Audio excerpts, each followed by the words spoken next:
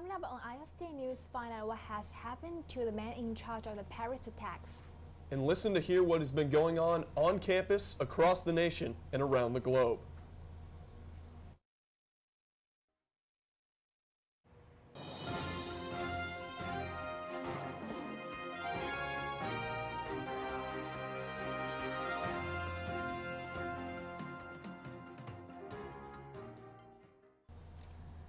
The ringleader of last week's terrorist attacks in Paris started in pre-dawn raid Wednesday. Authorities went to the apartment building north of the French capital, and the leader was killed in raid. The building was in Paris suburb of Saint-Denis. According to a Belgian counterterrorism official, authorities picked up a phone conversation indicating that a relative of Abdelhamid Aboud may have been there. Aboud was believed to have coordinated the shootings and the bombings that killed 129 people. Exactly how he died is still in question as around. A Los Angeles area police officer was shot to death in his department's parking lot on Wednesday night. Police say authorities are interviewing several people that have been detained in the case. Downey police officer Ricardo "Ricky" Galvez was shot when two men shot into his personal car after Galvez drove into the Downey Police Department's lot around 11 p.m. Los Angeles County Sheriff Lieutenant John Corina told reporters that it appears Galvez was targeted. Downey is a city with a population over 100,000 people and is about 10 miles southeast of downtown LA. 6 people were found dead in Anderson County, Texas, at a campsite. Police were called to the scene Sunday morning in response to a possible shooting. Anderson County Sheriff Graf Taylor said 2 bodies were found in the trailer. So far, police have arrested William Harrison and charged him with 1 count of murder. Authorities expect more charges as the investigation continues. 4 other bodies were found Monday in a pond behind Hudson's house near the campsite. One surviving witness is doing okay at a hospital. Anderson County is in eastern Texas between Dallas and Houston. This year's Center for Disease Control and Prevention report on sexually transmitted diseases is not a good one. In the U.S., the number of cases of chlamydia and gonorrhea has increased between 2013 and 14 after being on a decline for several years. The rising rate is especially significant among men. Cases of syphilis have been on the rise in recent years, but shot up in 2014. Chlamydia, gonorrhea, and syphilis are the 3 most common STDs in the U.S. that have been reported to the CDC. Chlamydia is the most common and can damage a woman's reproductive system. All 3 of these diseases, though, are curable with medication and can be prevented by practicing safe sex.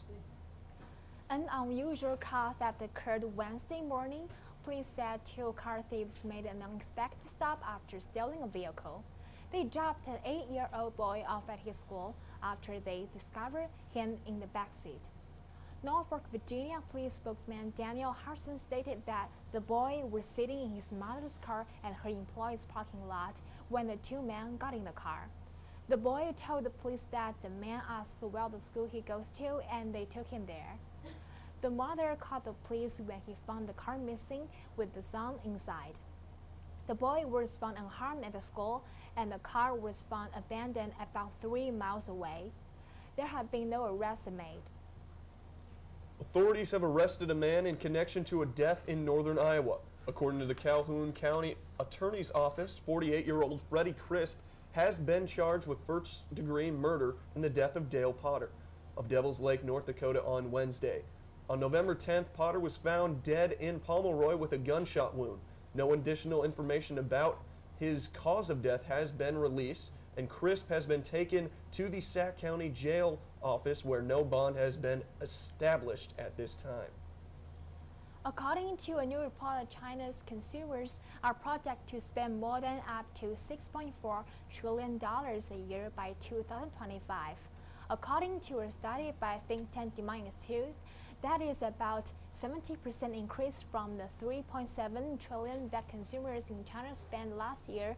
Overall, consumption is estimated to grow by an average of 5.2% a year over the next decade as the wages rise.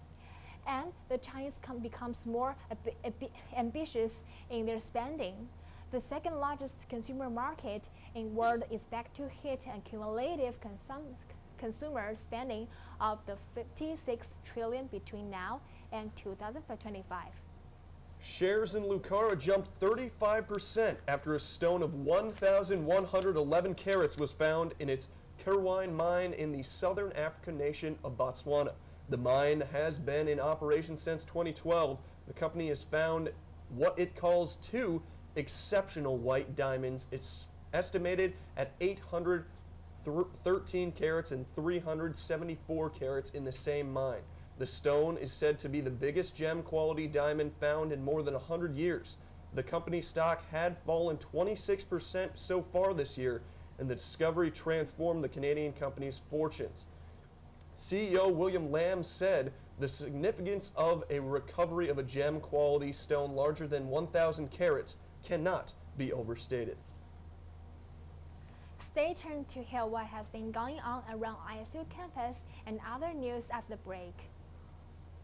Urbandale High School Associate Principal Tim Carver was named Iowa Assistant Principal of the Year by School Administrators of Iowa.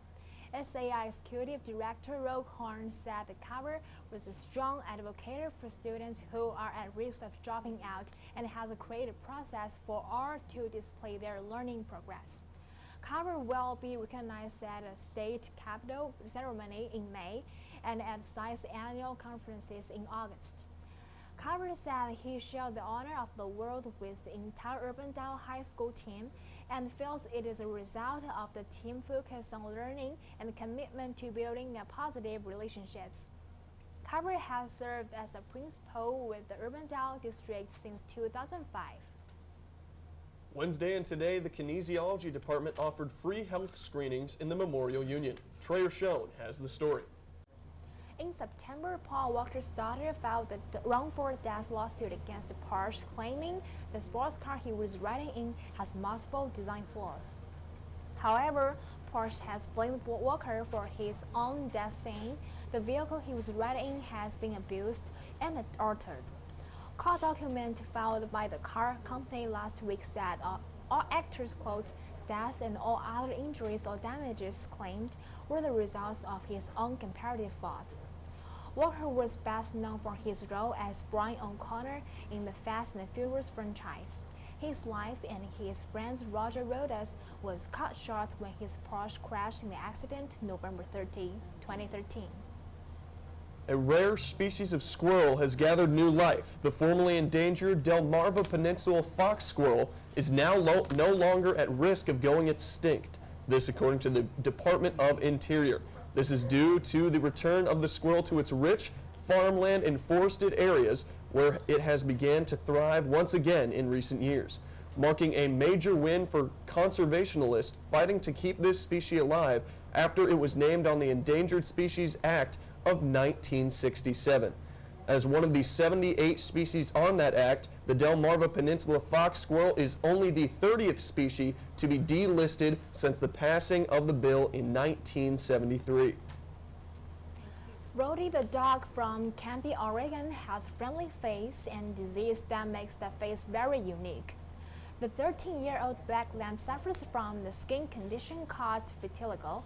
This disease caused him to lose the color in different patches on his body, and in his case, those patches happen to form white circles around each of his eyes, forming a mask-like appearance. Roddy's owners say he has just started losing the color around his eyes recently, and he attracts quite a bit of attention. They also said he has become a bit of a local celebrity around the town. Local vets said they have never seen anything like this before. The disease Rodder suffers from is the same disease Michael Jackson had. Both pets and humans can have this condition. Not many people have ever won $1 million in the lottery, but one Massachusetts woman has done it twice. Constant Carpitino recently won the prize on a scratch ticket in the $10 million Diamond Millionaire instant game, and spokeswoman for the Massachusetts Lottery said she also won $1 million on a scratch ticket in 1996. Both tickets were purchased at the same Stop and Shop supermarket on the main street of her hometown in Stoneham. And she also once bought a $20,000 winning ticket at the same store. She plans to use her latest winnings to plan a very special Christmas for her family. The winning comes at a price, though. She says she spends about $20 a week on lottery tickets. That's a lot of money, Running. I'll tell you what, if you won all that money, what do you think you'd spend it on? I probably will donate to a charity organization or bury it in my courtyard. There you go. And I don't know what I would do. I've been asked that question quite often. Yeah. I really don't know what I'd do. I think I'd be the really boring answer, and I'd spend it on college and then put it in a savings account. I apologize for that. Maybe I get a new car. Yeah. My car is crap. But anyways, that's all we have here for iState News. Stay safe this weekend as winter weather starts to set in. Thank you for watching and have a safe and happy Thanksgiving, Ames.